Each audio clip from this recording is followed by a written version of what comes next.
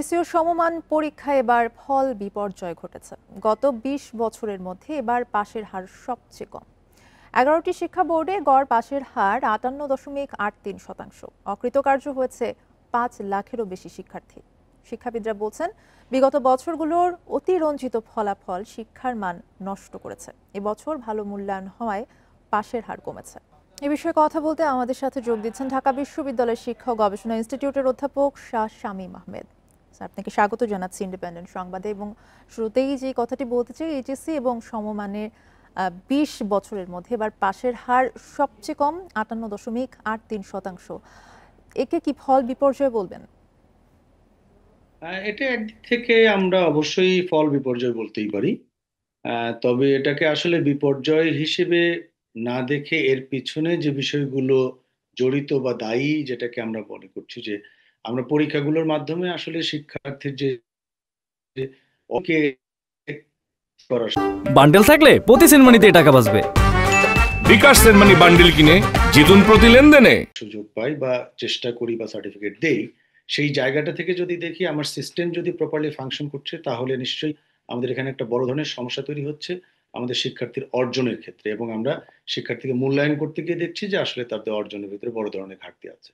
সুতরাং সেই দৃষ্টিতে আপনি এটাকে ঠিক ফলাফল বিপর্যয়, এটা একটা যেটা আপাত দৃষ্টিতে আমরা হয়তো দেখছি ফলাফল বিপর্যয়, কিন্তু এর সাথে আসলে আরো অনেক ধরনের ইনগ্রেডিয়েন্টস আছে যেগুলো এই বিপর্যয়ের জন্য আসলে দায়ী, যেটাকে আমার কাছে মনে হয়। জি, ফেল করেছে কিন্তু ৫ লাখেরও বেশি শিক্ষার্থী। এতে আসলে যদি বলি যে শিক্ষার্থীদের মাঝে কি ধরনের প্রভাব পড়বে, যদি তাদের লেখাপড়ার কথা বলি, অথবা তাদের মানসিক কি ধরনের প্রভাব পড়বে? এটা খুব স্বভাবগত দিক থেকেই যদি আপনি ভাবেন, সেটি হচ্ছে যে আমি একটা পরীক্ষায় অবতীর্ণ হলাম এবং সেখানে আমি অকৃতকার্য হলাম, এটা একটা মানসিক চাপ। অথবা আপনি যদি দেখেন তার মানে পারিপার্শ্বিক পরিবেশের মধ্যে তার একটা সমাজে তার অবস্থানগত একটা দিক থেকে সে একটা মানসিক চাপ হবে। এটা যেমন সত্য, এর পাশাপাশি আপনাকে এটাও চিন্তা করতে হবে আসলে যে মানে শিক্ষার্থীরা ফেল করেছে, এটাকে যদি আমরা একটু পজিটিভলি নিই যে এই ফেল করাটা তার জীবনের শেষ নয়, এটাকে ক্যাপিটালাইজ করে কিভাবে শিক্ষার্থী তার মনোবলকে আরো দৃঢ় করবে এবং সামনের সময়গুলোতে সে সঠিক পথে অগ্রসর হয়ে এই সমস্ত পরীক্ষাগুলোতে কৃতকার্য হবে, সেই জায়গাটাতেই আমার মনে হয় যে মনোনিবেশ করাটা বেশি জরুরি। এটা নিঃসন্দেহে একটা বড় অংশ শিক্ষার্থী, যেটা ৪১%-এর বেশি শিক্ষার্থী ফেল করেছে, এটা আমাদের সিস্টেমের জন্য এটা তো ফেল করার কথা না। সিস্টেম যদি প্রপারলি ফাংশন করে আমি মানে ন্যূনতম পাশ করব না, এটি আসলে কোনোভাবেই কাম্য নয়। শিক্ষাবিদরা কিন্তু বলছেন যে বিগত বছরগুলোতে অতি রঞ্জিত ফল শিক্ষার মান নষ্ট করেছে। এই বিষয়ে আপনার কি পর্যবেক্ষণ?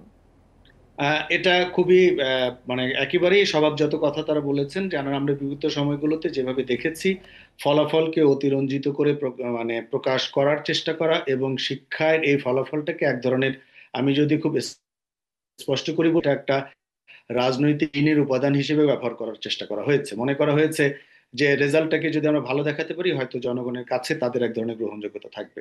এটা কিন্তু দীর্ঘদিন ধরে একটা আমরা প্র্যাকটিস দেখেছি, কিন্তু যেটা প্রকৃত সত্যটা কিন্তু এখন ধীরে ধীরে আমাদের সামনে উন্মোচিত হচ্ছে। একটা সময় কিন্তু ছিল, সে আমাদের পাশের হার কিন্তু আরো কম ছিল, কিন্তু যখন আমরা এই যুগে এসে যখন আমরা দেখছি শিক্ষার্থীদের শিক্ষণটাকে অর্জন করার জায়গাটাতে, সেই জায়গাটাতে আমার কাছে মনে হয় যে এটা বিগত দিনের যে পাশের হার অতিরঞ্জিত করার যে একটা প্রবণতা, নম্বর দিয়ে দিয়ে দিয়ে তাকে পাশ করিয়ে দেওয়ার যে প্রবণতা, সেটা আসলে আমাদের প্রত্যাশাটাকেও অনেক গুণে বাড়িয়ে দিয়েছে। সে কারণেই এখন যে ফলাফলটা আমরা পাচ্ছি ৫৭ দশমিক সামথিং অথবা ৫৮, যেটাকে আমরা বলি না কেন, এটাকে আমরা আসলে মনে করছি একটা বড় ধরনের বিপর্যয় ঘটেছে।